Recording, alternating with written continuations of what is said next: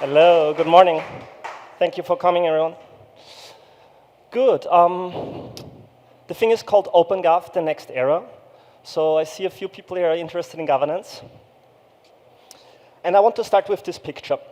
So a ship is a vessel that goes through a territory that is very dangerous, and it goes to a place. It brings all the people in the ship to a place. You have very limited resources, and you need a lot of coordination, right? If you get very antagonistic circumstances and you don't coordinate, you run into problems. And I think this is a very good representation for how we can see governance, because there is real people involved, actual people, the people that are participating in the whole thing. It's not an abstract thing. So this year, Gavin Wood made the announcement that the Web3 Foundation is going to become an active OpenGov voter, so a participant in Polkadot governance. And this made a lot of people very excited, I would say positively excited. It also throws up a lot of questions. And so I want to take the time today to think through how we came to the current situation, speculate a little bit about what is the impact of the Web3 Foundation going to be, and look into the future of the upcoming changes for OpenGov. So where is OpenGov now? Why are we doing this? Why are we doing OpenGov, and why are we doing governance? Why? And then 3 opportunities to evolve. Okay, we're starting with chapter 1. Where are we now, the good and the bad? This chapter is also intended, if you're fairly new to OpenGov, to give you a crash course, but keep up because we have a steep learning curve. So we like to say Polkadot is the biggest DAO in the world. And how do we mean it? How do we mean that? We mean that by the number of people that are actively engaged in Polkadot governance, which is hundreds of people that are active voters. On some votes, we have more than 1,000 people or entities participating. We have at least 100 people that are employed in some form by the DAO, either through bounties or by getting funded through proposals. And if you compare it with other DAOs, they are fairly big DAOs, but we believe that just by the number of people that are actively engaged, we have a lot of people participating. And this is a very valuable resource, because these are minds that are connected to this hive mind, which we call the DAO. And so what is OpenGov currently funding? I like to put it into these scopes. So operations is everything that has to do with keeping the network running. These are the nodes, the RPCs. This might be the governance explorers. This might be wallets that allow people to engage with the ecosystem. We are funding research, software development, so the Polkadot SDK itself is co-funded, parts of the Polkadot protocol, all kinds of relevant tools and SDKs. Outreach is everything that has to do with marketing, events like this one. Community management. Then we have business development. So this is, for example, our subsidiary in Hong Kong doing this Oasis partnership with the government of Hong Kong. There is a partnership in Italy. There is certain verticals like game development and so on that have been funded. And then there is talent and education. So the Polkadot Blockchain Academy, one block in the APAC region. We have Polkadot Africa, onboarding developers, developer tooling, and so on. Good, so this is the area, this is everything that Polkadot is funding today, and it's constantly moving. It's not there's no hard definition. This is just an attempt at a categorization, but it gives you a little bit of an idea of what kind of ground is the DAO capturing and covering, right? Because it could fund anything at once. It could also, yeah. So, 2 numbers for you. The first number, $220 million have been spent since the introduction of OpenGov. Yeah? Right now, we are at a spending rate of $20 million per quarter. So it has been slowing a little bit down, but that, if you look at that number in total, quite big. And then about 2/3 are direct spends. So someone is coming with a proposal, and the proposal gets approved or rejected. And 1/3 in a thing that we like to call departments. So in Polkadot, it's called bounties and the technical fellowship. But in a way, you can look at it as departments. It's departments in an organization, because there's marketing, there's events, There is business partnerships through the DeFi bounty. There is a legal bounty and so on. So you could consider it to be like departments. Yeah? And there is a shift towards this departmentalization. So over time, we see that increasing share is funded into departments. And why is that? The idea is that OpenGov is open. Anyone can vote on anything in the direct spends. But it takes a lot of mental bandwidth to focus on all of those things. And where it is convenient and where it is agreeable, you can delegate that work to specialists who focus on that line of work and can make their determinations. And you can trust them with some amount of money. Essentially, a bounty or a department is a multi-signature with a social contract attached to it, where we make an agreement about this is your job, this is what we intend you to do, right? And we see that this type of organization is growing in OpenGov. Okay, so these are the historical phases that OpenGov has been going through. Initially, OpenGov was introduced as a technical feature, and everyone was thrown into the cold water, and we had to figure out how do we use this technology, because there is technical features, but governance is a social technology. It's something that allows us to coordinate, right? And so we need to develop the right social and cultural tools and processes. We had the Giotto era with a very high-stakes voter coming in and deciding most of the things, and his policy was very outreach and marketing-driven. Then we had the decentralized voices phase, where the Web3 Foundation was delegating votes to a set of different communities, Polkadot communities that were then participating in OpenGov. And then right now, Chaos DAO was very dominant because they reached an almost majority in how much voting power they had. And so if Chaos DAO wasn't for it, it was hard to get it approved. And right now we are at this transition point where the Web3 Foundation is saying they are going to become active as voters in OpenGov. And so you can ask, why change? Why should the Web3 Foundation become active? And I'm speculating here. I'm pointing at a few issues that we can see with what OpenGov has been doing in the past. So we saw that there was wasteful spending, especially in the year 24. This year, in my opinion, OpenGov has gotten a lot better in how money is being spent. Lack of accountability. So because everything is still developing, it's hard to grab hold of the people that are responsible for something and make them behave in a, let's say, manner that helps everyone else, like get the info that they need and so on. OpenGov is reactive. So proposals are coming and then OpenGov is saying yes or no, right? And you want an organization to be active, outgoing, and making decisions. Yeah, and this is the last point. There is no strategy. You can compare it to a parliament where you have different political parties, but they have very weak policies. They are not very strong and intent on getting certain things done. They are rather waiting for the proposals to come and make a decision. But if you have an organization that you want to be winning, the organization should have a strategy that it goes for. Yeah? So I suspect that some of those issues led Gavin Wood to decide to make the Web3 Foundation an active voter. And now there's the Web3 Foundation now either could make the decision to just become an active voter, but I think this would be a missed opportunity. I think we can think bigger about the way how we engage with the DAO, how we coordinate and do Polkadot governance. And so we will do a short excursus into why do we even do DAO and governance. So chapter is called A New Society. Everything is fine if you have good weather, right? You can sail on the ship, everyone has a good time, maybe you can hang out, the ship is floating along, maybe you steer it a bit. The situation changes completely when you have bad weather.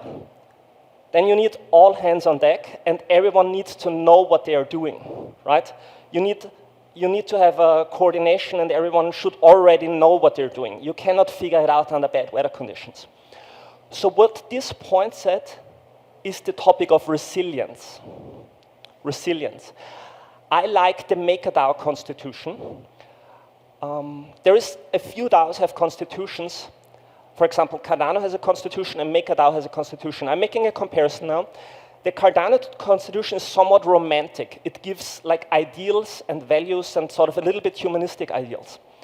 The MakerDAO constitution is much harder because it talks about we only do governance to make sure that the protocol survives under the worst conditions. So it's saying resilience must be the first principle that all aspects of the system is designed around. So they're assigning the DAO to be resilient. And in Polkadot, we also like to talk about resilience, having a system that is resilient. And because governance can have such a broad influence on the system, we need to have governance that is also resilient. Because in the end, despite, like, next to all of the things, there's also money at stake. Yeah? And then we have to ask, why do we do Polkadot? What makes the Polkadot DAO special? So we talk about the ship as a metaphor. Now, a ship is a vessel intended to get you somewhere. And the DAO, similarly, is a vessel intended to get you somewhere. The technology underneath can be neutral. But the Polkadot DAO is not. It is consisting of the stakeholders and the people that are involved in the DAO. Because you could take the same technology stack and set up a new DAO and call it Kusama, or call it Edgeware, or call it Paseo, whatever, right? So the people that are engaged in this DAO make it unique. And now you have to ask, what do we have in common and what do we actually want to achieve? And this is the territory of politics. So I would posit that when we talk about Web3 and what we want to achieve, we are going for a free and open internet that empowers people to handle their own affairs. Freedom from intermediaries. Very, very much aligns also when you read into the very first sentence of the Bitcoin white paper. I would posit that this is one of the foundational values or elements that we have when we think about the Polkadot DAO. But we need to have this discussion to understand why are we in this together, right? Many people comment, they just start engaging with OpenGov without understanding where do we want to go with Polkadot. So these are some of the values that I see: freedom, sovereignty, privacy, and resilience. But again, this is up for the negotiation. I think it's just important to understand when we go into next year and think about the Polkadot DAO and think about setting it up in better ways, we need to have these debates with each other to come to a common understanding of what these are. So let's look into next year and talk about free opportunities to evolve OpenGov. Basically, what's up for next year, right? When people come and ask me, hey, what do you see like next year or Q1? These are my answers. I think we should go for a constitution. I think we need professionalization. Like, SPED needs to be more professional. And there is also a lot of room for experimentation. So what do I mean by constitution? We talk about the DAO as a vessel that intends to bring us somewhere, right? And every social system has a constitution, no matter if it is written or unwritten. We have a constitution, the rules by which we coordinate, the rules by which we engage with each other, right? Hey, how did you get, like, when did you get to Buenos Aires? How was your flight? Where are you coming from, etc., right? We have social rules of coordination, no matter if they're written or unwritten. When we get more explicit about them and we start to write them down, we suddenly make the surface area explicit of how we are engaging. And it allows us to find the blind spots and to find the issues where things don't fit together. So I would encourage us to bring more of our unwritten constitution into written form. And it allows us to find the blind spots, and it allows us to see and understand, do we even want this constitution or do we want something different? Because we are going for certain goals. Does this constitution and how we engage on a day-to-day basis actually fit our purpose of where we want to go?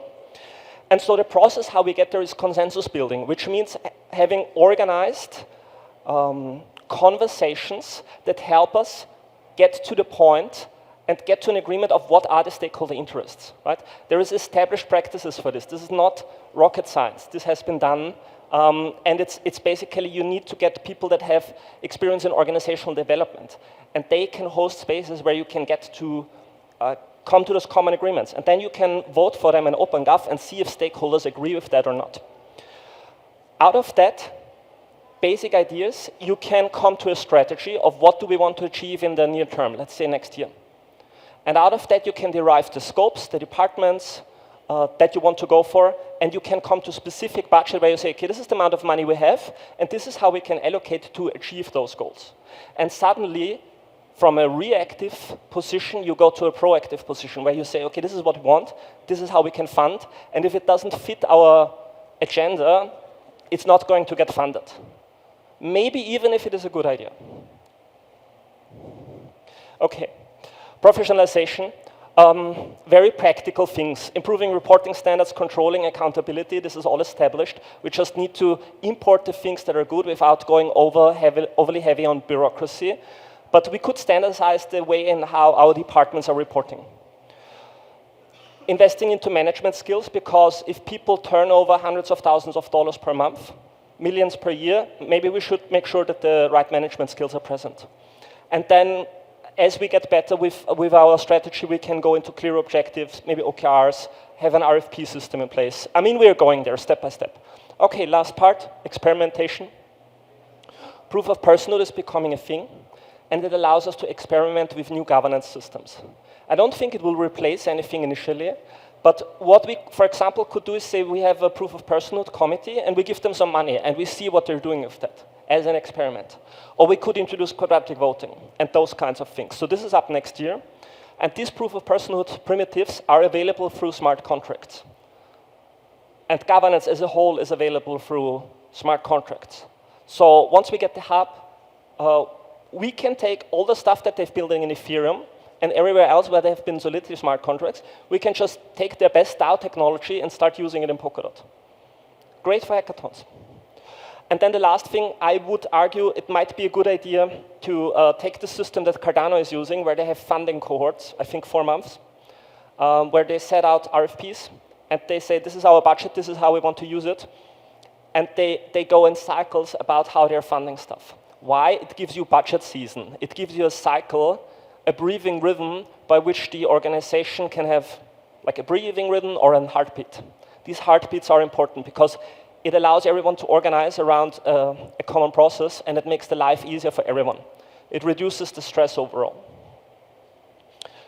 Okay, closing words. I think a society is only as strong as its coherence. Coherence means we need to talk with each other, we need to integrate all the stakeholder interests, and the more coherent our ideas of what we're doing, the stronger our society is. Next year is the year of society building in Polkadot. So I think it all matches up.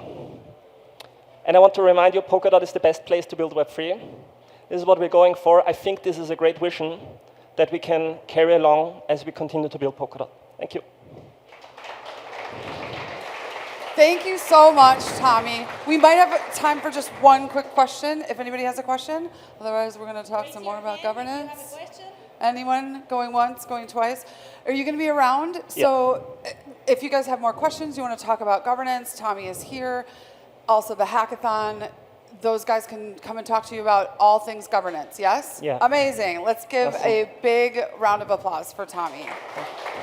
Yay, good job, good job.